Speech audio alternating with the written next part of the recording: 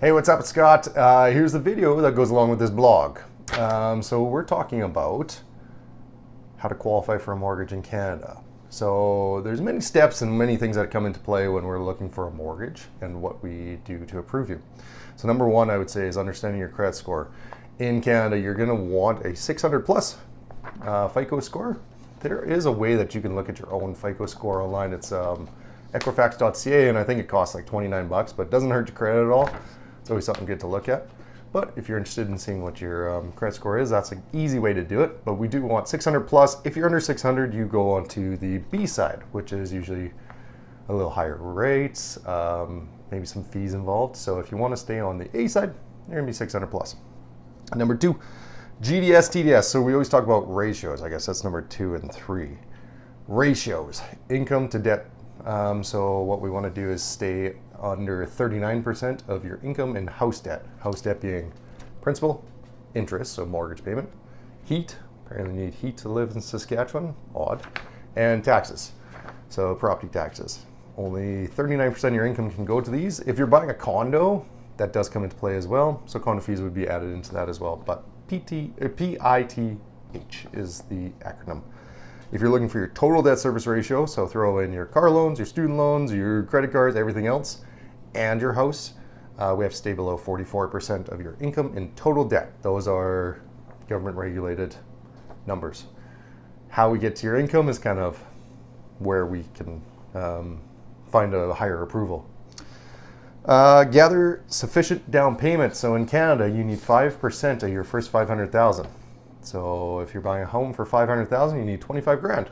If you're buying a home above, it's actually 10% of the remaining. So 600,000 be 25 grand for the first 500, and then 10% for the extra 100, so 35,000 altogether. Confusing, whatever. So you guys save that, or you can get other options, which I've written blog posts about in here, so I'll link to that as well. Employment and income stability. They always want to make sure that you're actually employed, you're actually working, and it's not going to go away tomorrow. So can he pay for this mortgage today? Will she default on this in the future because her income is seasonal or whatever?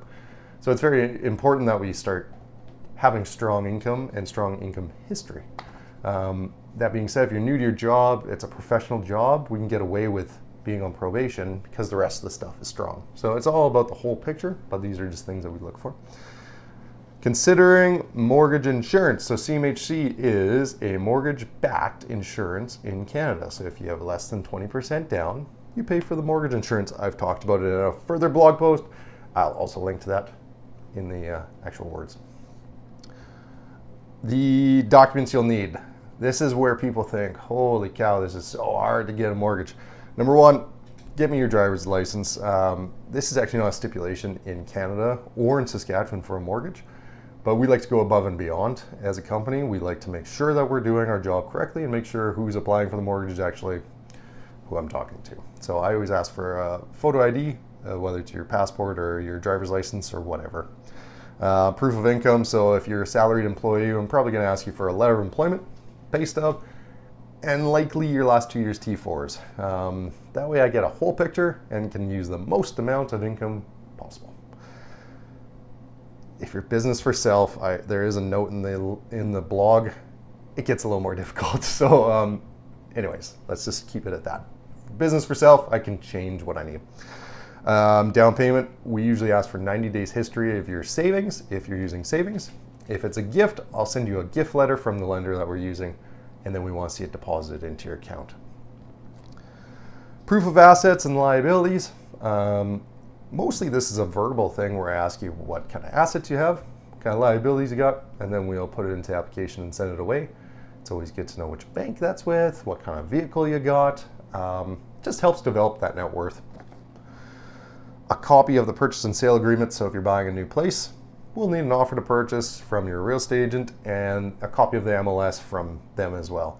The realtor should send us the MLS with realtor comments, and realtor comments is just additional information, and that way we can see that there's nothing hiding. There's no skeletons legitimately or illegitimately in the old closet. So qualifying for a mortgage in Canada involves careful preparation and understanding your financial situation and ensuring that you meet the lender's criteria. That's my job, is to make sure that I'm submitting you to a lender who's going to like you. So some lenders are really good at stated income. Some lenders are really good at condos.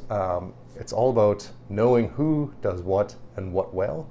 And that's why we also always say rate is important, but it's not the only thing, right? So getting you approved, getting you that house for a decent rate is probably better than getting you declined 10 times for the best rate. So if there's any questions, let me know. Send me an email.